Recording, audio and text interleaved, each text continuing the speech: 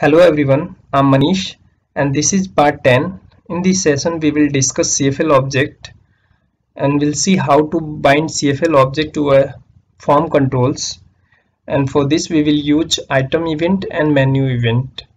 So let me frequently show you after running my demo application what I have done on the form, so it will be more clear. So this is my demo application. In each video we are working on the same application so that it will be very easy for you to understand each part. So let me run and come to SAP Business One. Application connected successfully.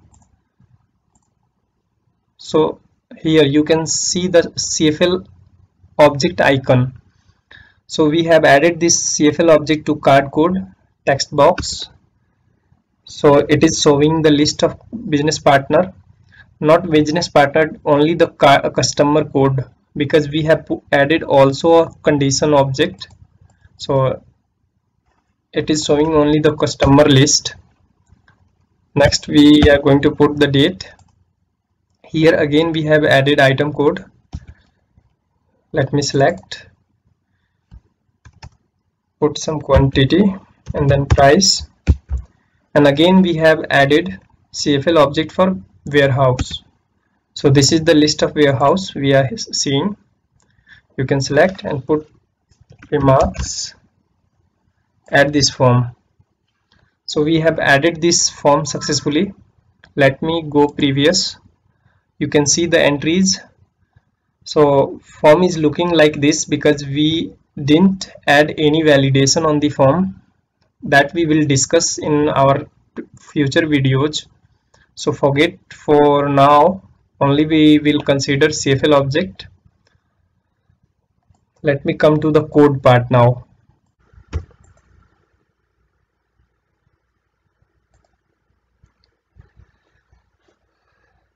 In coding, we will discuss menu event and item event.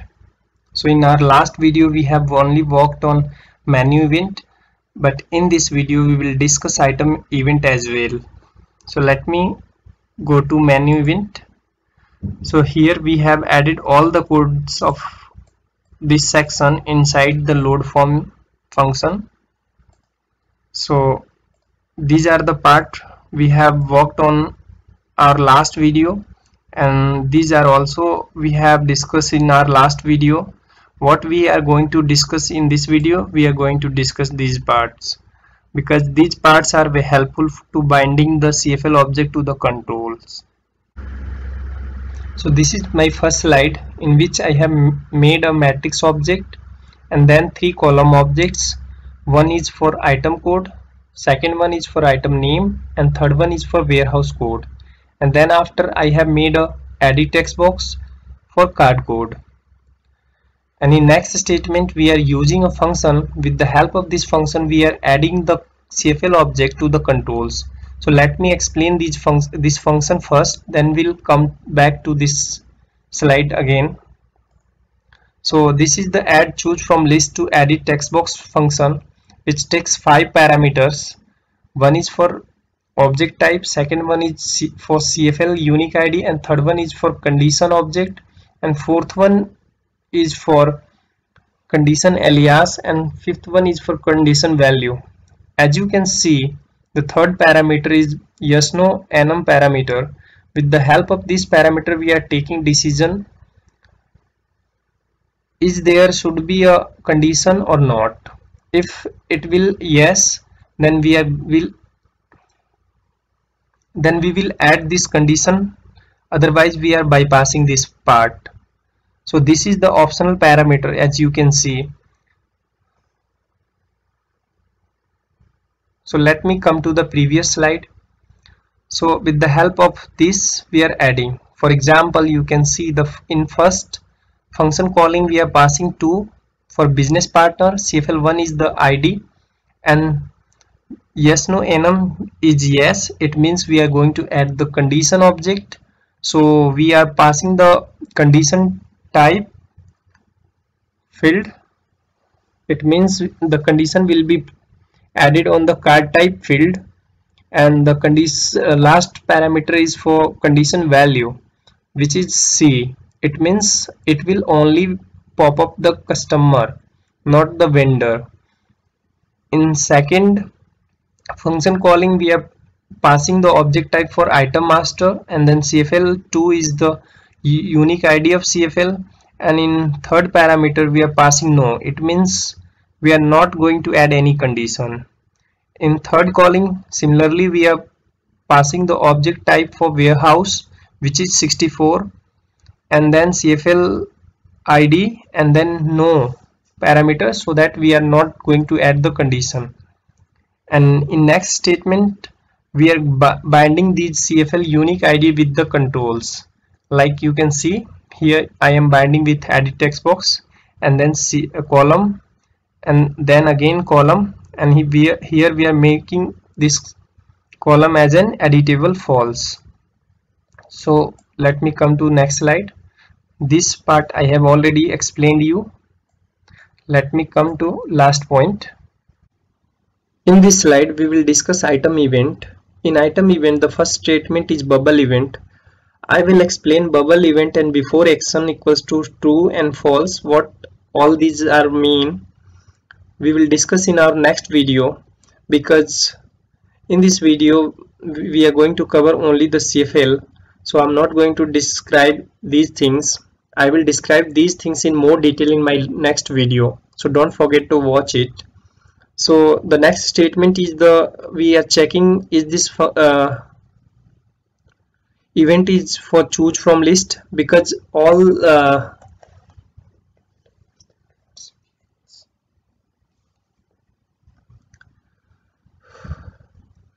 in this slide we are going to discuss item event, and as you know or might know, there are lots of events comes under the item event. So the first statement is bubble event, and then before action equals to false.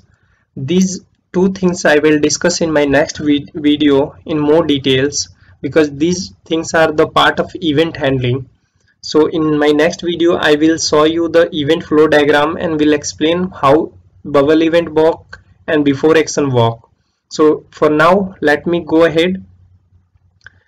In condition we are checking, is this the choose from list event? If it is, we are going inside. And the second condition we are checking, inner event equals to true. It means the event is occur by application. So here we are making the CFL object. Similarly we are making the CFL event object, and then we are creating the DB data source object. You might know DB data source object. If you not, we'll discuss in further video. For now you can understand, we can create the CFL data DB data source with this coding part, and then we are checking the form type X, and then we are checking the CFL event dot selected object. Basically it returns the data table which contains all the list of data which are being pop up in the CFL. So this part are compressed. Let me come to the code part. In this part we will discuss these things. So let me explain. In first statement we are checking the form type X, and then we are checking the CFL event dot selected objects is null or not. Basically this thing returns the data table, and the data table will contain the list of data which you are going to select at the time of CFL selection on the control. And then we are checking, is this a card code, and if it is, we are setting the value to the card code, and similarly to the card name after getting value from the data table. As I have told you, this returns the data table. Selected part returns the data table, and then we are putting get value and putting the which field value you want to take, and after taking this value we are setting to the respective field. And in next statement we are checking, is this a matrix unique ID. If it is, we are checking the column ID. If it is, we are coming inside this block and we are flushing to data source.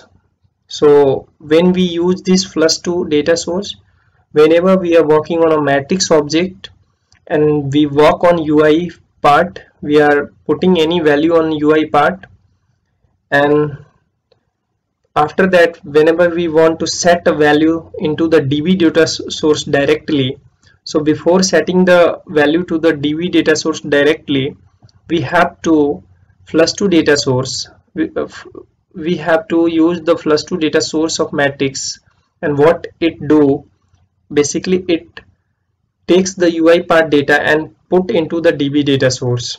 Once it will complete the task, you will be able to set this value, and then after again the load from data source function of matrix will take data from the DB data source and will put to the UI part. In next statement we are setting the focus to the quantity column, and further we are again checking is this a matrix unique ID.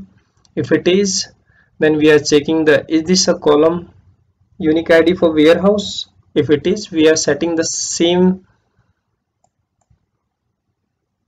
similarly the value to the field as we have discussed for item code and item name. Here we are doing same things for warehouse code. So this is completed. The same thing we have done today with the help of our coding part. We have bind the CFL object to the controls. We can bind also CFL object with the help of XML file. So let me show you.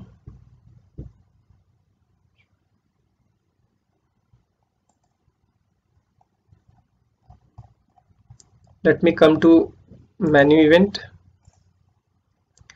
and comment this part and come to the custom orders SRF. So with the help of this tag you can put CFL to the control. Let me put CFL ID here, CFL1, and 2 is for business partner, and this property indicate whether you will select multiple value or you will select single value. So we are going to select single value. Similarly we'll do for other CFL objects 2, 3 and 4 is for item code and 64 is for warehouse code, and we'll move to the respective control.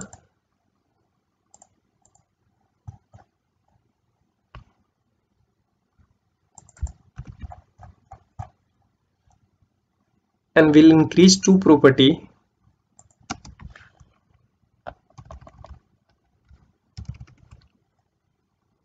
and put same thing CFL1 unique ID, and then we'll put alias.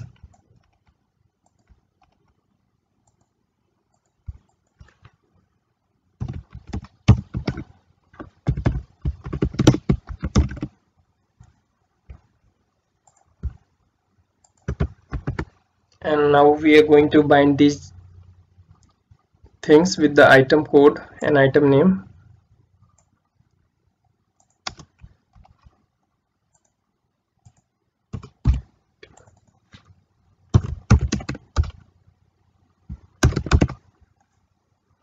Sorry, item code.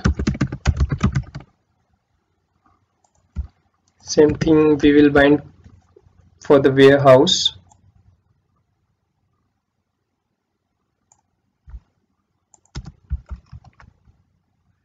Unique ID will be changed and the alias name will be changed.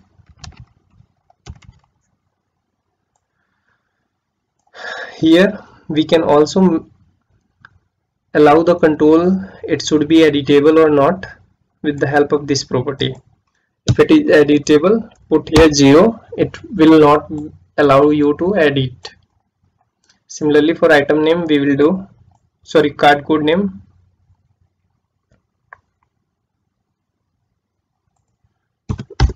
Now save and let me run the application.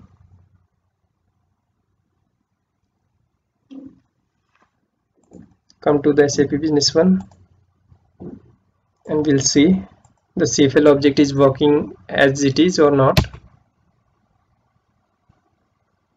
What happening? Actually the application got exception because we have commented matrix object, so I have uncommented it, and let me run the application again and we'll see the CFL is working or not, because we have bind the CFL object to the control through the SRF. So you can see it's working as it is.